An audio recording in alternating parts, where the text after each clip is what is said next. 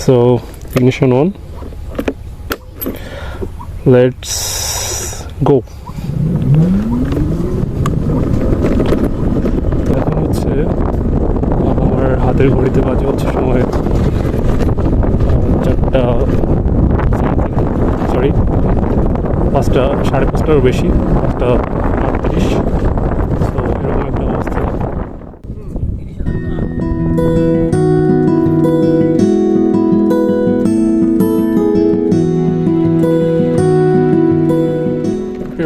অনেক বেশি wind blast হচ্ছিল, যার কারণে বাতাসের শব্দ শোনাই যাচ্ছে, আপনারা শুনতে পাচ্ছেন। প্রচণ্ড বাতাস, দিকটা দুই পাশে ফাঁকা, তো দুই দিকেই বড় বড় প্রজেক্ট, মাছের ফাঁকা জায়গা, বাওড়ের মতো লাগে দেখতে অনেকটা। এই দেখেন পুরোটা মাছের প্রজেক্ট এখানে, এটা আর এই পাশে যে খাল গেছে এটা, তারপরে ওই পাশেও প্রজেক্ট। তো এখানে মাছের চাষ করে, তো মুক্ত জলাশয়ের মতোই অনেকটা দেখতে। তো দুই পাশে তো এরকম ফাঁকা জায়গা, প্রচণ্ড বাতাস মেইন রাস্তাটাতে। আর এখানে একটু এই যে প্রজেক্টের রাস্তা, এটা মূলত এখানে বাতাস নাই।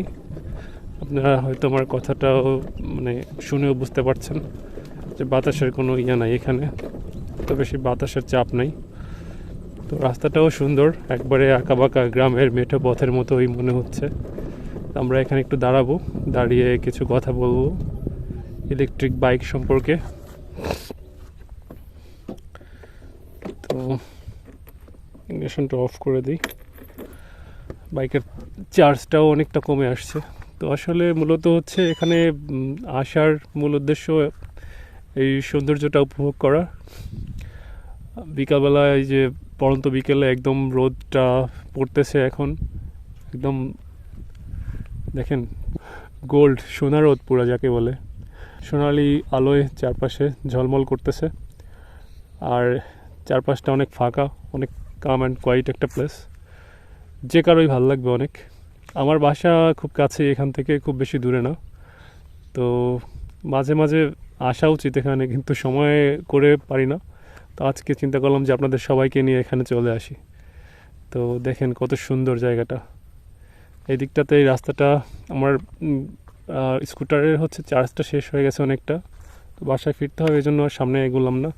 সামনে আরও সুন্দর, মানে আঁকাবাঁকা একদম যত দূর চলে গেছে পথ।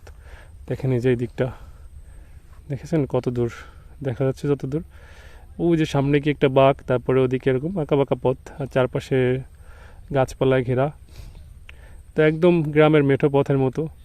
আজকাল তো এরকম পথ দেখাই যায় না, সব কংক্রিটাইজড হয়ে গেছে, সবখানে হচ্ছে কার্পেটিং রাস্তা, বড় বড় রাস্তা। আবার শোনা যায় যে সেসব রাস্তাতে গাছ লাগানো একটা ক্ষতিকর প্রভাব ফেলে রাস্তার উপরে। তো একবারে কি বলবো, মরুভূমির মতো লাগে, আর গরমের মধ্যে তো খুবই কষ্ট হয়। কিন্তু এই জায়গাটাতে আসলে সম্পূর্ণ ভিন্ন রকম একটা ফিল পাওয়া যায়, একদম গ্রামীণ পরিবেশ, খুবই সুন্দর লাগে। তো এরকম রাস্তাটা এখন হচ্ছে খুবই দেখাটা অনেক সৌভাগ্যের ব্যাপার। যারা এটাতে অভ্যস্ত না তাদের কাছে নিশ্চয়ই অনেক ভালো লাগছে। আর এই যে এইখানে এই জায়গাটা থেকে আমি আসলাম, এই যে রাস্তাটা দেখা যাচ্ছে, এই যে এটা পুরো এরকম আঁকাবাঁকা ব্লকের রাস্তা। এটা অনেক আইকনিক রাস্তা আমাদের এইখানে, এই রোডটা ভীষণ আইকনিক, মানে সারা জেলার মানুষ এখানে এই রোডটা চিনে। এলাকার নাম না জানলেও ব্লকের রাস্তা বললে চিনে। তো এটা হচ্ছে উপজেলার নাম এবং ব্লকের রাস্তা, এটা বললেই চিনে। তো এটা একটা ভালো ব্যাপার। আর দেখেন প্রচুর গাছপালা, রাস্তার দুই পাশ দিয়ে হচ্ছে গাছপালা। রোডের উপরে কখনো রোদটা ভয়ে পড়ে না, তো মানুষের চলাচলের ক্ষেত্রে খুবই উপকারী একটা ভূমিকা পালন করে।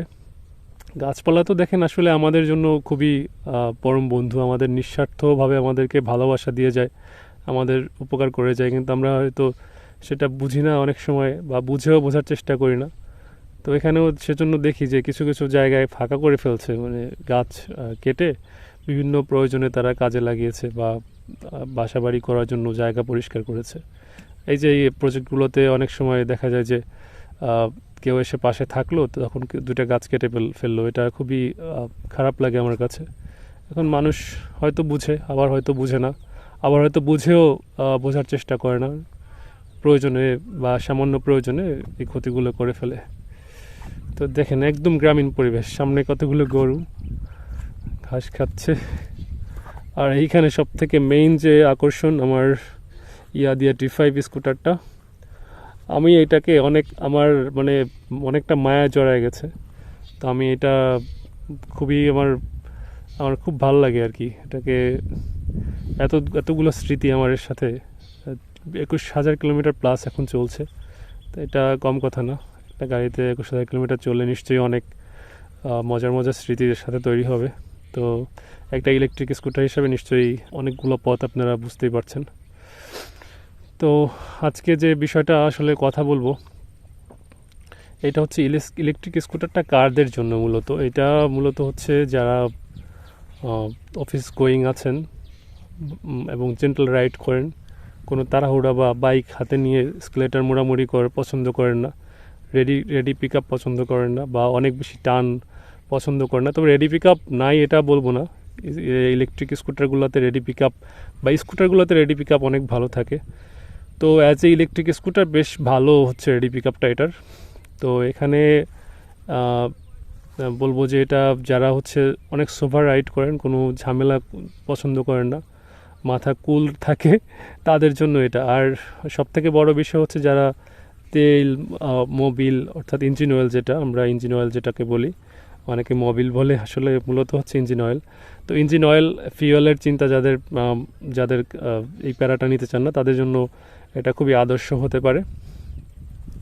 আবার ধরেন আপনার অফিসের কত দূর এখান থেকে, আপনি এই ধরেন এই স্কুটারটা 100 কিলোমিটার রেঞ্জের একটা স্কুটার, যে 100 কিলোমিটার যাবে। আপনার অফিস হচ্ছে এখান থেকে আসা যাওয়া ধরেন কত 25 কিলোমিটার। তো আপনি যদি একটা চার্জ করেন তাহলে আপনি কত 4, 25, 100, অর্থাৎ আপনি 4বার আপ ডাউন করতে পারছেন। তো এটা একটা বড় বিষয় যে আপনি 4বার আপ ডাউন করতে পারছেন, আপনার মাত্র 10 থেকে 15 টাকা বা সর্বোচ্চ 20 টাকা চার্জ আপনার লাগছে। তো এই বিষয়টা অনেক ভালো। তো কস্টের দিক থেকে এটা আমার চিন্তা করলে অনেক ভালো একটা বিষয়, যে আপনার অনেক বেশি কস্ট বাঁচছে, অনেক বেশি কস্ট এফিশিয়েন্ট হচ্ছে। তো এইটা কস্ট এফিশিয়েন্ট প্লাস হচ্ছে পরিবেশ বান্ধব, কালো ধোঁয়া বা গন্ধ কোনো কিছুই নেই, শব্দ নেই, যেটা পলিউশন এবং শব্দ দূষণ দুইটাই তো খুবই মারাত্মক ইফেক্ট ফেলতেছে আমাদের এনভায়রনমেন্টের উপরে। তো সেক্ষেত্রে এটা পুরোপুরি পলিউশন ফ্রি, প্লাস হচ্ছে এটাতে কোনো ধরনের সাউন্ড নাই, শব্দ দূষণ ফ্রি। তো এটাতে এই দিকটাতে সব দিক চিন্তা করলে খুবই ভালো। জাস্ট একটাই এটার সীমাবদ্ধতা, সেটা হচ্ছে আপনি যখন হচ্ছে কি বলে ইয়াতে যাবেন, লংয়ে যাবেন, তখন এটাকে নিয়ে যেতে পারছেন না। অর্থাৎ আপনি এখান থেকে ঢাকা যাবেন, এখান থেকে সিলেট যাবেন, এখান থেকে চট্টগ্রাম যাবেন, তখন বাইকের মতো করে এটাকে নিয়ে যেতে পারছেন না। তো এইটা হচ্ছে সব থেকে এটা সীমাবদ্ধতা। তো এই সীমাবদ্ধতা ছাড়া আর কোনো ধরনের সীমাবদ্ধতা নাই।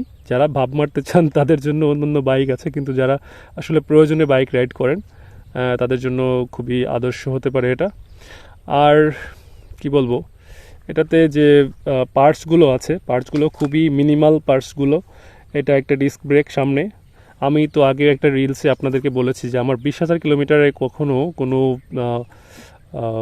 ব্রেক প্যাড চেঞ্জ করতে হয়নি। এটা কিন্তু মানে অনেকের কাছে খুবই অদ্ভুত লাগবে, তবে এটাই সত্য যে আমার 20,000 কিলোমিটার, এখন 21,000 চলছে, আমি এখনও সামনে পেছনে একটা ব্রেক প্যাডও আমি এটাতে চেঞ্জ করি নাই।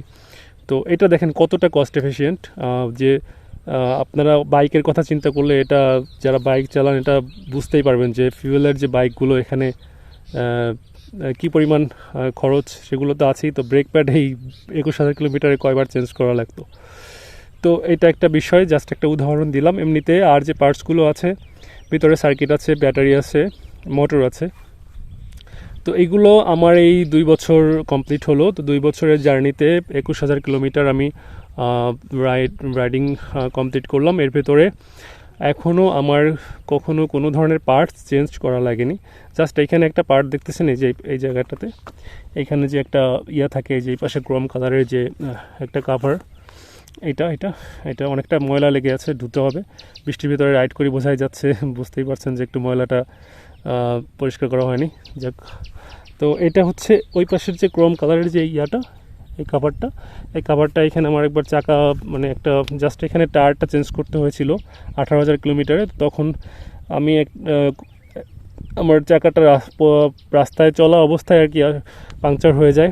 তো মানে অনেক বেশি ক্ষয় হয়ে গেছিলো, আমি খেয়াল করিনি সত্যি কথা বলতে, খুবই নিশ্চিন্তে চালাই তো যার কারণে ওইটা খেয়াল করা হয় না। আমি মনে করছি যে আরও 2-1000 কিলো চলা যাবে, কিন্তু ওইটার যে সুতো বের হয়ে গেছে এটা আসলে আমি খেয়াল করিনি, এটা আমার একটা ফল্ট ছিল আমি বলবো। তো তখন হঠাৎ করে চাকাটা পাংচার হয়ে যায়। তো কি করব, একজন ভ্যানওয়ালা ভাইয়ের হেল্প নিলাম। তো একজন ছিল প্রশিক্ষিত আর একজন ছিল মোটামুটি একেবারে আনাড়ি। তো ওই ভাইটাও এসে করলো কি, ওই কাভারটা ধরে তুলতে গেলে কাভারটা ভেঙে যায়। তো এইটাই হচ্ছে, এখানে এই কাভারটা নেই, এই জন্য এটা বললাম। আর আর কোনো ধরনের পার্টস আমার কখনোই লাগানো লাগেনি, জাস্ট আমি 18,000 সামথিং চলছে এই অবস্থায় আমি আমার পেছনের বাইকের পেছনের টায়ারটা চেঞ্জ করি, জাস্ট এটাই, আর কিছুই না। তো এইটা হচ্ছে একটা হ্যাসেল ফ্রি, একটা পলিউশন ফ্রি, একটা কস্ট এফিশিয়েন্ট একটা বাইক, একটা বাহন। এটাতে আপনি নিশ্চিন্তে আমি মনে করি যে চলবেন, কোনো ধরনের প্রবলেম নেই। জাস্ট রেঞ্জটা আপনার মাথায় রাখতে হবে যে আপনার যদি 100 কিলোমিটার রেঞ্জ হয়, আপনি অবশ্যই কিছু হাতে রেখে বাসায় ফেরার চেষ্টা করবেন, বা 100 কিলোর উপরে যেন না যায়, এত দূরে আপনি যাবেন না, তাহলে আপনাকে একটু বিপদে পড়তে হতে পারে, অর্থাৎ আপনার সেক্ষেত্রে একটু কষ্ট হবে বাসায় ফিরতে। আরেকটা ফিচার আছে আমি বলতে ভুলে গিয়েছি, যে আপনি যদি কখনও বিপদে পড়েই যান যে আপনার 2 কিলোমিটার যাওয়া লাগছে, তো সেক্ষেত্রে এটাকে আপনি কিছুক্ষণ রেখে দিলে আপনি 2-1 কিলোমিটার হয়তো আবার ওটা অটোমেটিক্যালি রিচার্জ হয়। তো রিচার্জ হওয়ার পরে আপনি 2 কিলোমিটার বা 1 কিলোমিটার আপনি অনায়াসে যেতে পারবেন। তবে এটা আমি করতে নিষেধ করবো, কারণ এটাতে ব্যাটারির উপরে একটা খারাপ ইফেক্ট পড়ে। সো ব্যাটারির লংজিভিটির জন্য আপনি এটা অবশ্যই করবেন না। তো এখানে আপনার এই তো, আর কিছুই তেমন বলার নেই। তো চলতে চলতে আরও হয়তো কিছু কিছু কথা বলবো। ব্যাটারির ব্যাপারে একটা ভিডিও করব ডিটেলস, অনেকে ব্যাটারি নিয়ে কনফিউজড থাকেন যে কোন ধরনের ব্যাটারি কী, তো এটা নিয়ে সম্পূর্ণ বিস্তারিত একটা ভিডিও করব ইনশাল্লাহ। তো আজকে এই পর্যন্তই, নেক্সট ভিডিওতে ইনশাল্লাহ নতুন কোনো তথ্য নিয়ে দেখা হচ্ছে। সে পর্যন্ত সবাই ভালো থাকবেন। আসসালামু আলাইকুম।